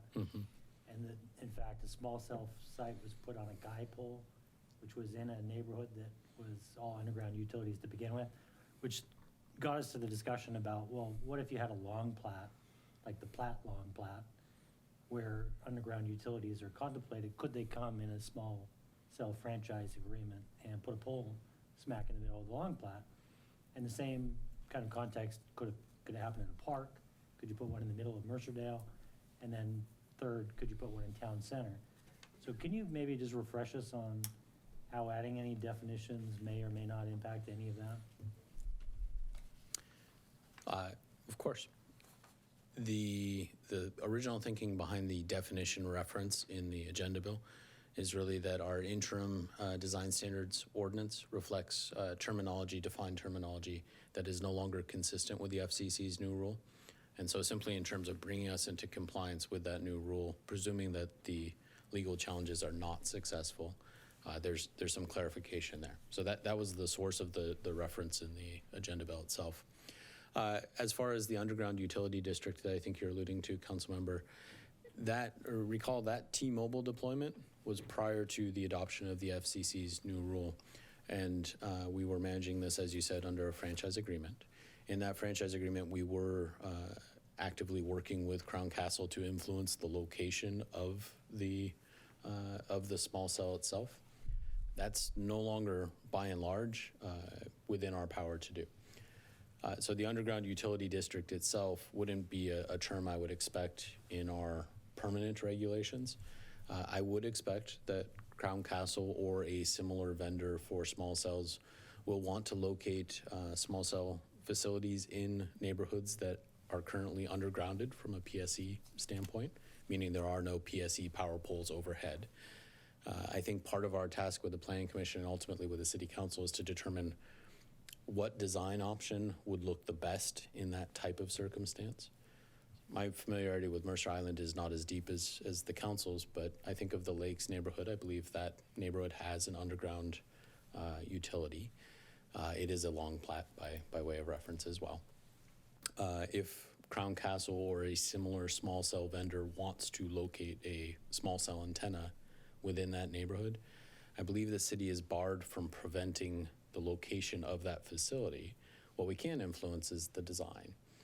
So I think the question I'm anticipating first to explore with the Planning Commission is, if we're talking on the margins, can we push the small cell just outside of, say, the lakes onto the adjacent school district property, if that makes sense? Presuming that's not feasible, I think there's then the question of, do we prefer a wooden pole with equipment mounted on the exterior of the pole, somewhat similar to the graphic I showed a few moments ago? I've seen designs where we see a more solid steel or composite pole where the equipment is actually located inside the pole and the antenna is a cylinder located at the top. So the facility itself effectively looks like a 12-inch diameter cylinder extending out of the ground. It's not attractive necessarily, but it's maybe a little less ugly than the wooden pole with the antenna location on it. So those are the types of standards I think we can address in our permanent ordinance. We do need to make sure all of our definitions, again, cycling back to that, are consistent with both the state regulations and the FCC's new rule. Does this help answer your question, Councilmember? It does, but the last part, they could put it in town center, or they could also put it in a park? Thank you for reminding me. I do not believe the city has the ability to prohibit the location of a small cell facility on public lands. That's my understanding at the moment, meaning that we may see a proposal to locate a small cell in town center, or we may see a proposal to locate one in a public park. Recall that our authority there is in both of those circumstances is a little bit double, if you will. We have a permitting authority, which is what I administer on your behalf. You also have an ownership authority. So in the case of a public park, there may be a lease agreement that's necessary.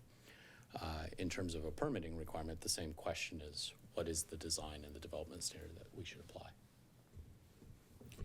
Evan, may I ask a quick follow-up question? So Mercerdale Park, that's a good reference, Councilmember Neese. The proposal to put a pole right in the middle of the park versus on the edge where it wouldn't impede current use and activity, can you tell me about how that would work? So I think we want to avoid anything that would materially prohibit the coverage that the small cell is intended to provide. Mercerdale Park has the benefit of being a relatively flat park in its lower extent. What I think you would expect, both in terms of your regulations, your permit regulations, and likely in your negotiation as the lessor, if you will, of that public property, is a discussion around whether it's necessary to put the pole right in the middle of the park, or perhaps by the recycling facility where it would be less obtrusive. Jake? And if I could just, I'm sorry, Mayor. Go ahead, I'm sorry, go ahead. And if I could just add to Director Maxim's response, there is a provision that states that although a wireless carrier can, quote unquote, compel a government agency to allow its facility to be used for small cells, the placement of the small cells cannot interfere with the primary function of that facility. So, for instance, if we have a baseball field, they could not compel to have the antenna built right in the middle of the diamond. However, if it were we were discussing off the side or behind the foul line or something like that, then that would more likely be required from the government agency. So also in the town center too, if it was in a location where a utility pole could be placed, a standalone small cell facility may be required from the city. Permitting that may be required from the city. However, they wouldn't, if it's in the middle of an intersection or somewhere where it would be placed where public safety or foot traffic would be greatly impeded, then we don't have that responsibility. Okay. Thank you. Jake, go ahead. To what extent do we have latitude in pricing the permits for these things? We are able to recoup cost, and we have been given a warning by the FCC not to recoup too much. Okay. I have one question, actually. This is for the city attorney, or interim city attorney. Following up on earlier question regarding the status of the lawsuit, are they, I haven't looked at the lawsuit. I mean, are they challenging the entire FCC ruling or the rules themselves? Or are they looking for some other type of relief? No, they are challenging the basis for the rules itself. Okay. So. And do you have any idea, I know you said that it's pending, but do we have any idea as far as the schedule, the calendar? I believe that all the briefing has been completed by both sides. I don't know whether there's been more arguments or not, but I think the briefing schedule ran up to December of last year. Okay. And so, again, to your first question, the challenge, primarily challenge in a nutshell, is that the FCC rules violate the local government's authority to protect its citizens, its authority to protect public safety for its community. So, in a nutshell, that's the challenge. Okay, thank you. Wendy? I move that we confirm the scope of work for ZTR 19-004, update to wireless communication facility code. Dave's daughter. Is there a second? I will second. Before I ask for a vote, can I, I'm going to actually move to amend. Oh, okay. So I just had some, I think Lisa mentioned this, or she had a question regarding the fourth bullet. I also have a question. I didn't like the language of the fourth bullet. I mean, this whole thing is really a struggle or a battle of local control versus what the FCC wants. So what I propose as far as the fourth bullet would be explore and identify the maximum permissible level of local control in the development of new code standards for small cell facilities, including facility location. So basically, I didn't like this idea of exploring limited provisions. I wanted to really focus on exploring the maximum local control that the city has in this area. And is that contrary? I mean, are they conflicting? I mean, am I just changing wording? But I think I'm changing, hopefully, the focus. I believe you are expanding the focus to some extent, Mr. Mayor. In that our initial take was limited locational influence, and we would explore fully, as you just described. So I'm making a motion. If it may fail for a lack of a second. Second. Okay. Discussion?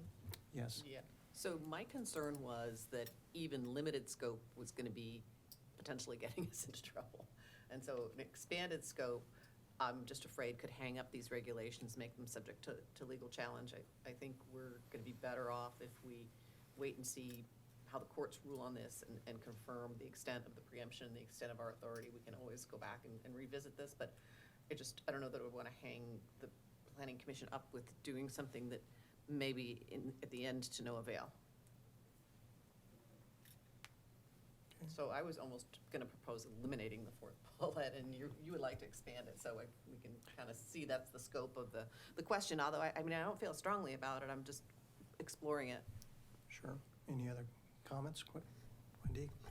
So I'm going to turn this back to Bio and just say, I presume you reviewed this language, and this gives us the flexibility to see how the courts play out and give the Planning Commission some opportunity to explore but not decide, and maybe make recommendations as things may be different in May. Right. So- Before any permanent regulation recommendations that the Planning Commission would send to the City Council, I would be involved in reviewing it. And to the extent that I feel that those go beyond what's then allowed under existing FCC rules or revised FCC rules, I would advise both the Planning Commission and the City Council. So I seconded the motion not only for discussion, but I do think it is important that every time we look at these small cell agreements and these projects, that we are constantly keeping our foot on the local control pedal.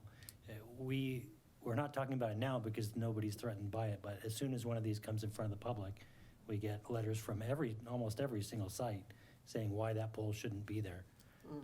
I think Mayor Wong's amendment could be a fifth bullet, could stand alone if Evan feels that this is part and parcel different than what he was intending.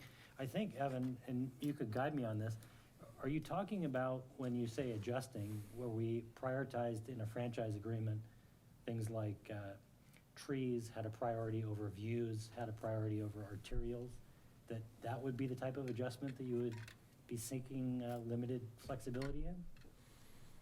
I think we would want to articulate a priority of preference, if nothing else, on the part of the city in terms of location. I do think some of the small cell providers will review our regulations and to the extent they can, accommodate local preference. Whether we can take it beyond a articulated desire of location, that's the area I think we need to explore with the city attorney and planning commission So further. do you believe that the amendment doesn't allow you to do that, or does it just give you some extra work to do? I with believe the planning? mayor's amendment would actually direct us to do that more thoroughly than I had originally intended. I agree. That's why I support the motion.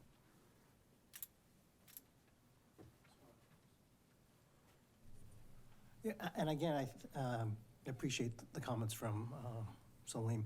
I think the focus here, again, is the scope of work for the planning commission. And so ultimately, it's going to come back to the council. And I'm certainly mindful of the fact that whatever we adopt is going to have to be compliant with the FCC rules.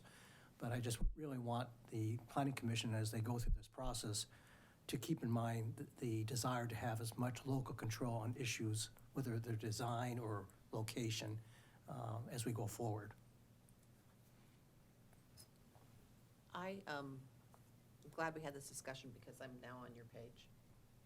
Okay. Dave, do you have any comments or questions?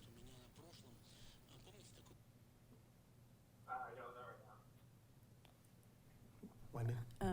So can we repeat the language in BO? You confirm that that fits with what we need to do to be in compliance? So Evan, what was, or Benson, what was the language? Well, I had actually proposed it as a change to the fourth bullet, but Councilmember Neese suggests maybe it could stand alone as a fifth. Evan, before I read it again, do you want to wordsmith it? Are they enough, there's enough distinction, or? Yeah. Mayor, honestly, I think if you add it as a fifth bullet, we will understand what you're asking us to do. Okay, all right. So what is the fifth bullet language? Well, the fifth bullet would read, explore and identify the maximum permissible level of local control in the development of new code standards for small cell facilities, including facility location. And I don't have any concerns with that language. Great. Okay. Jake? I move the previous question. Okay. So we have an amendment, and it's been amended and also seconded. All those in favor of the amendment, say aye. Aye. Dave, are you a yes or a no? I'm a yes. Okay. So now we have the main motion as amended. So is there any further discussion on that? Hearing none. All those in favor of the motion as amended, say aye. Aye. Aye. All those who are opposed, say no. And I was an aye, I'm sorry. Okay? Thank you.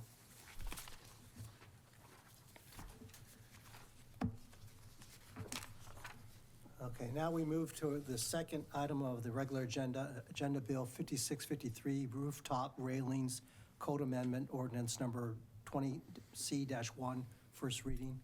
Evan Maxim. Thank you, Mayor, City Council. Again, what I thought I'd do tonight is just provide a brief overview of the background on this particular amendment, summarize the Planning Commission's recommendation, and look for your motion. So as background, recall that the City Council reviewed a Planning Commission recommendation to allow rooftop railings to exceed the 30-foot height limit in the single-family residential zones. This recommendation was made by the Planning Commission in the spring of 2019. Late spring, my recollection is May of 2019. The City Council concluded that rooftop railings should actually be prohibited where they exceed 30 feet in height, and following public testimony, remanded that question back to the Planning Commission for further discussion. The remand was specific to the Planning Commission in that the rooftop railing allowance should really be only considered in situations where there was a limited outdoor yard area. The example that was being used at the time was related to steep slopes or sites that were constrained by critical areas. The Planning Commission took up this item in July of 2019 and October of 2019 and ultimately recommended allowing rooftop railings to exceed the 30-foot height limit in two scenarios. First, if the railing was located more than 6 feet from the edge of the building, or second, if the railing was associated with a home on a constrained lot. The second item, of course, is the item that was the City Council's original remand scope. If allowed, rooftop railings that exceed the 30-foot height limit would be limited in height themselves, the rooftop railing not exceeding typically 3 feet. 3 feet, by the way, comes from our international residential code, our building code. The 3-foot height limit is typical for a single-family residential requirement. It's distinct from the 42-inch height limit that was referenced in some of your public testimony earlier tonight, which is the common standard typically for commercial spaces. The rooftop railing, if allowed, would need to be 80% open area meaning not occupied by glass, wood, or other types of improvement. And the rooftop railing itself could not be built of glass or any other similar material. Because the standard is a little bit complex at this point, I did take an effort with PowerPoint to draw this out graphically. So this is the edge of the building scenario, and of course we're looking at a profile of a single-family house. As you can see in our residential zones, we have a height limit of 30 feet. We do allow some things to extend above that 30-foot height limit right now, chimneys being one of them. If a homeowner was interested in building a rooftop deck with a railing, and again, I apologize for the quality of the graphics here, what you can see is now a deck balanced on a portion of that single-family home. The railing itself might be an additional 3 feet above the allowed height of 30 feet, and the edge of that railing would be no closer than 6 feet to the edge of the building. I did have a typographical error, incorrect reference in my agenda bill indicating that was 6 feet from the edge of the eave. As you can see on a longer eave roof line here, 6 feet wouldn't actually set that railing back quite so far. So this is the first of the two Planning Commission's recommendations. The other scenario in which a rooftop deck would be allowed, and this is really looking at the constrained lot, we're looking at it from a bird's eye view, so from plan view looking down. You might have a site where the property, half of which would be encumbered by, say, wetland or wetland buffer. You would have standard setbacks applying off the side property lines and the front property line in this case being on the right-hand side of the drawing. Building a new house, so occupying as much space as possible within those setbacks. Typically, on a standard lot in Mercer Island, your staff estimates that there might be 2,000 square feet of yard area in a scenario like this. This would be the lower end of what would allow for the construction of a rooftop railing. If you had less than 2,000 square feet, so if your property was beginning to be constrained by that wetland buffer, then you could build the rooftop railing above the 30-foot height limit. If you had 2,000 square feet or more, you would not. And with that, I'll bring myself to the motion that was included in your agenda bill packet. Any questions, Mayor, Council? Can you remind me, in the RDS, was there a provision in the code to allow for a gabled or pitched roof to exceed the 30 feet? Was there some sort of allowance given to disincent flat roofs anywhere in our residential code? No, and the Planning Commission and City Council discussed that type of provision at length. The City Council and I believe the Planning Commission and I believe the City Council decided to move away from regulating design that explicitly. So we did not address a preference, if you will, for pitched roofs over flat roofs or shed style roofs. So there's no incentive, disincentive, pitched versus flat right now as it stands? Not under our height limits. We do have language that adjusts your gross floor area if you have a vaulted ceiling, which may have kind of a tangential effect of whether or not you have a preference for one versus the other in construction. But could occur in flat or pitched roof anyway, so. Right. You do also have a variable side setback, just as a reminder. So if you have a very tall wall located next to a property line, your setback is increased compared to a wall with, say, a pitched roof descending. So I remember this discussion because we had a few residents that came forward about critical areas. They didn't have any yard space and they were really wanting to put part of a rooftop deck, and this is where this all came from. So thinking about those critical areas, mostly on the perimeter of the island, and the lack of other outdoor space was why we sent this back. So I'm curious why this A part came forward. And part of that discussion, why the 6-foot setback, and how did that even get added to the agenda item? The introduction by your staff to the Planning Commission in July reflected the remand direction that we heard from the City Council. I believe your Planning Commission struggled with some of the public comment that they heard during their review, and attempted to address what they thought was the underlying concern, which was really the visibility of that rooftop deck space from adjoining properties. The 6-foot setback provision, if you will, was intended to mask that rooftop railing from adjoining properties. The Planning Commission, after the public hearing, directed us to include this as a component of the railing allowance.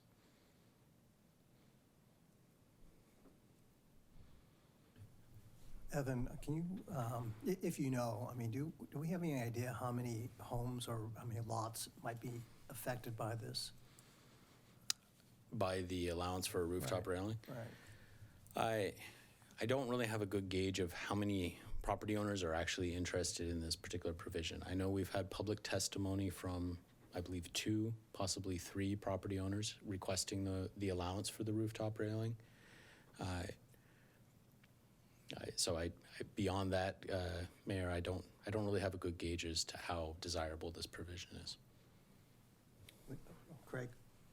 A couple of things, Evan. One, first, thank you for the drawing because of the peaked roof. Because I'll admit that when we talked about this on the Planning Commission, I'll admit I had been envisioning this would apply to flat-roofed homes. So seeing that it could also apply here was a useful reminder. It's a broader scope than we'd envisioned. I'm not sure what that means to me, but I've got to ponder that a little bit. I forgot my second question. Come back to me, please. I did have a question. Lisa? Salim, I don't know if you wanted to ask about this, but this was in response to some of the email traffic that I saw back and forth between you and Evan, and the rest of the council was copied on. But Evan, do I understand correctly that if this rooftop railing were allowed, there are no city regulations that would then further regulate any type of furniture or umbrellas or other items not permanently installed on the roof? So furniture in general, whether it be on the roof of the home or say in the yard, is typically not subject to zoning restrictions, setbacks, lot coverage limits, things of that nature. So I believe the email exchange was, I believe Councilmember Neese sent me a picture of a very nice pergola with some outdoor sofas and coffee tables and things of that nature. The bulk of the things that you saw in that picture would not be regulated by your zoning code unless you direct otherwise. The pergola itself looked to be more of a constructed structure and would be subject to the zoning regulations. We had an email exchange around whether or not umbrellas and temporary tent-like structures fall into the regulated or non-regulated field. I'll admit this is where our definitions begin to break down, because things that look like furniture can be embedded in such a way that they're effectively structures and then regulated. But general answer is no, we don't regulate rooftop mounted picnic tables, couches, chairs, things of that nature. Thank you. Okay. Back to you. Craig? My other question, thank you. Several of the comments we got today via email talked about hanging staircases on the sides of the building. Can you just comment on how that relates to this issue? As I've understood the concern, it's been typically one where we have a house that is built all the way up to the setbacks. So I'll pull up the plan view diagram here. So I think on the screen, if you can see my cursor here kind of moving around at the bottom edge of the diagram, a house like this, you would have the full area typically allowed for building occupied by the building footprint itself. As I've understood that concern around hanging staircases, it would be that in order to access the rooftop deck, you would need to extend into the setback, and that extension into the setback would be visually obtrusive or bulky to the adjacent property owner, and that would be counter to the residential development standards thinking in 2017. I will also say that is one method of design. It's not necessarily the design method that would actually be authorized by the city. We may see in a scenario more like this, you might see the staircase come out of the pitched roof midway up the roof and access the rooftop deck. I have been in this business long enough to know that the architects can be very creative to avoid setback and other types of restrictions. So would the code in this situation allow somebody to build a staircase extending into the setbacks? It frankly really depends on the location of the setback, the type of staircase, and how tall we're looking at, how far off the ground that staircase is mounted. On something like this, like I've drawn on the screen tonight, I think what's more likely is you'd see some kind of internal access up. Could someone do it? There is some possibility there. Thank you.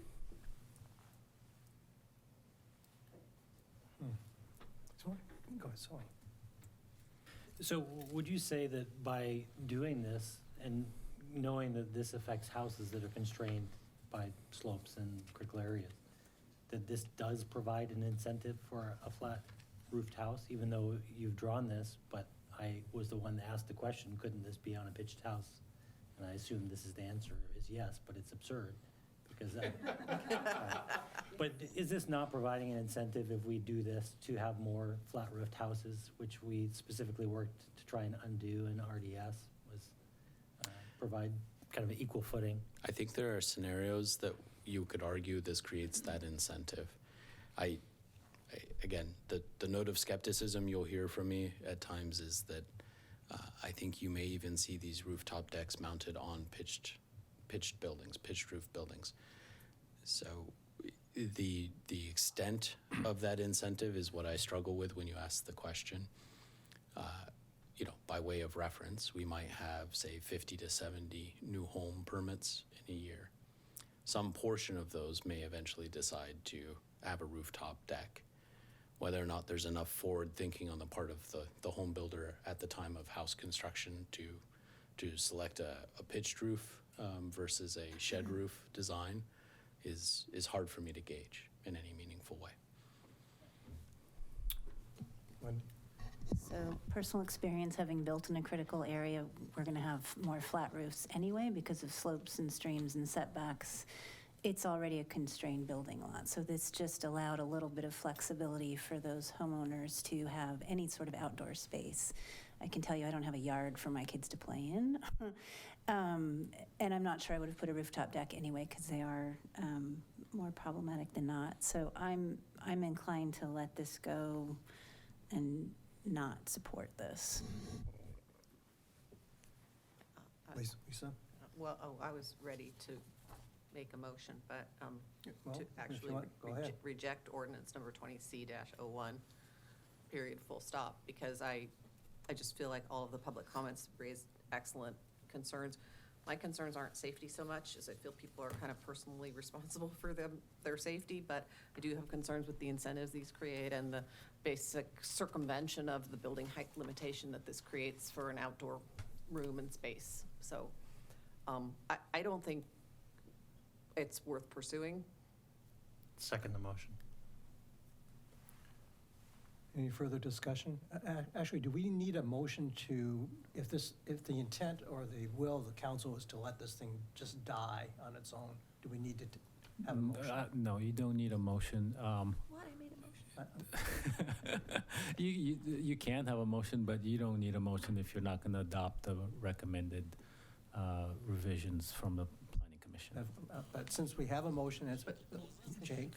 Well, it seems to me that if we are rejecting this idea, we ought to be on record as rejecting and not, some years from now, somebody saying, oh, well, we can't remember what the heck you did about this. So I think the motion's in order, frankly, for that reason. Okay. Do we have any further discussion? Dave, do you have any questions or comments? No, I think we're all on the same page. I have pretty serious concerns about this.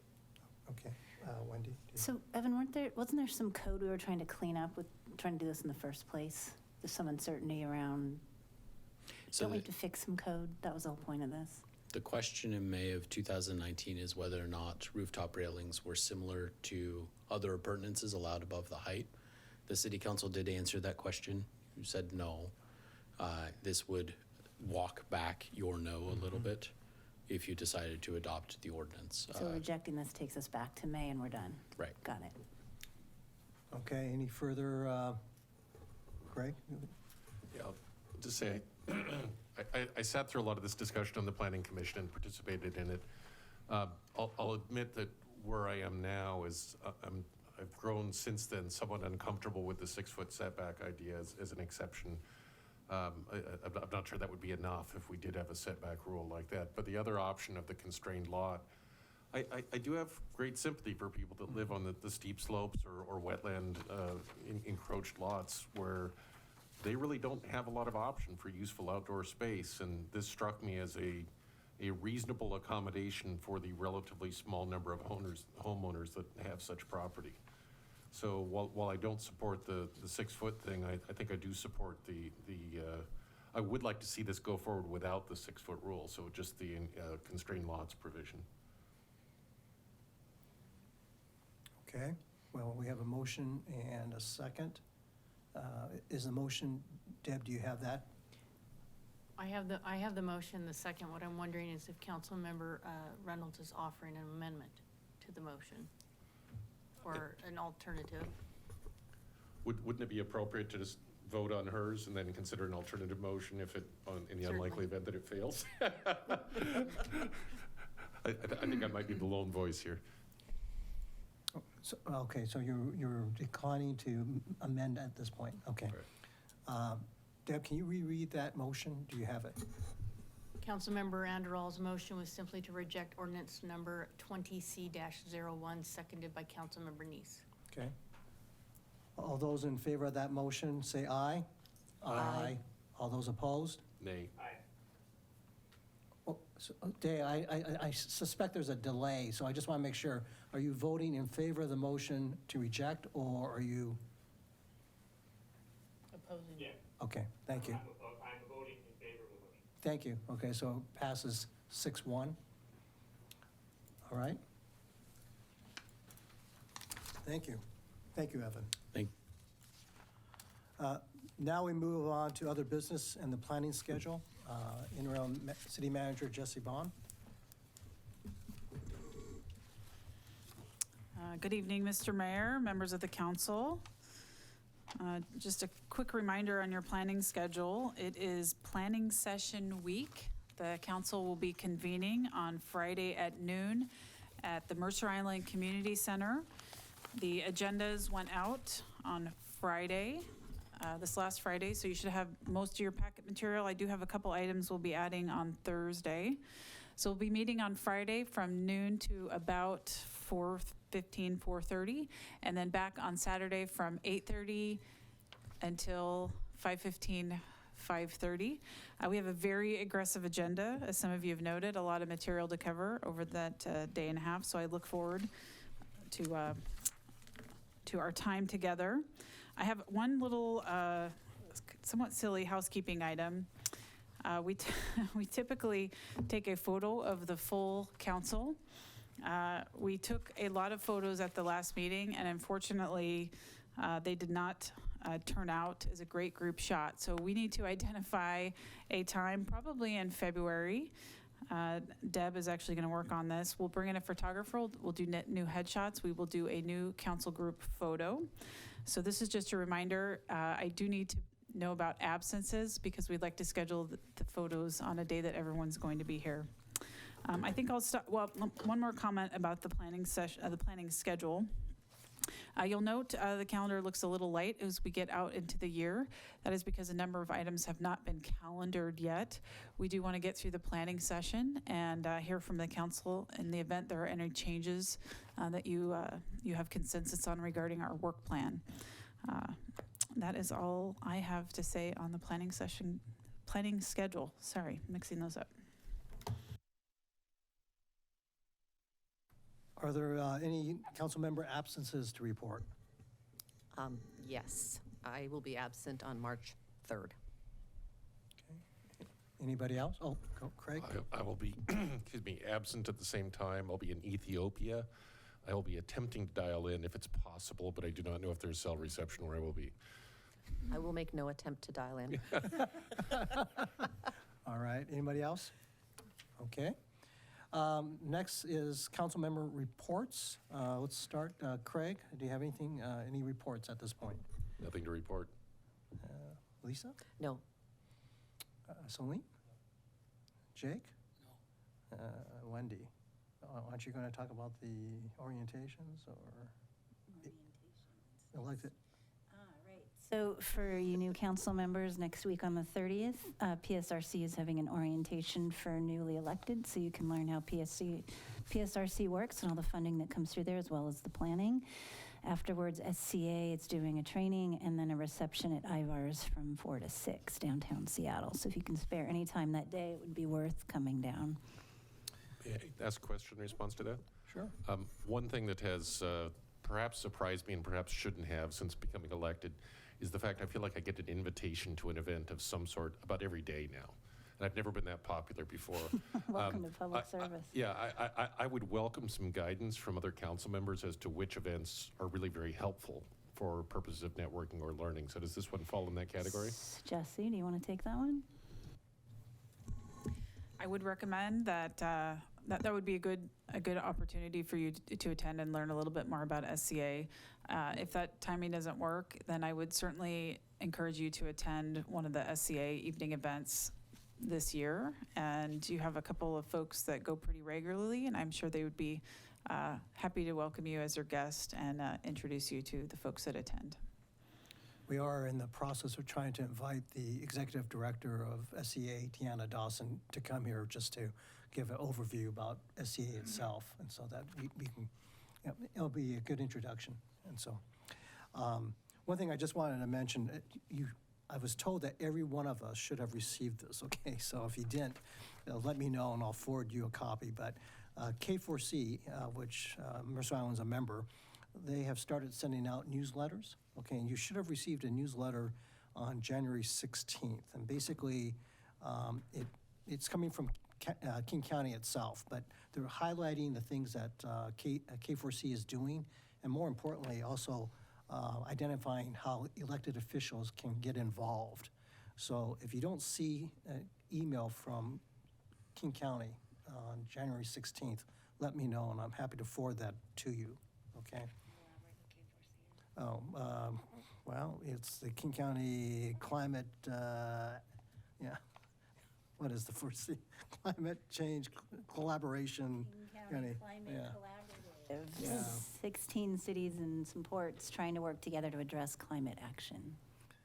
I don't think I got it. You didn't? No. Okay. County Climate Collaborative is only 3 C's. Well, all right. I think there's some cities in there. Cities. County City. I will forward that email to you. And again, it was the first time that they sent it out, and they may not have everybody's email address, but the intent is to send it out to all elected officials of member cities. Great. Okay? That's it. Oh, sorry, I guess I need to go back. Sorry. Apologies.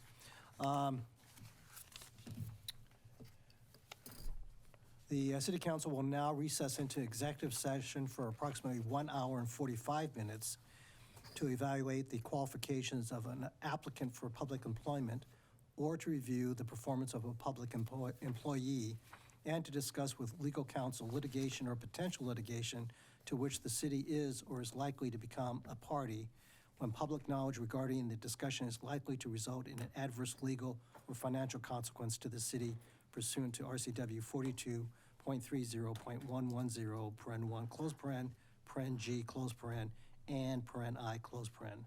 No action will be taken.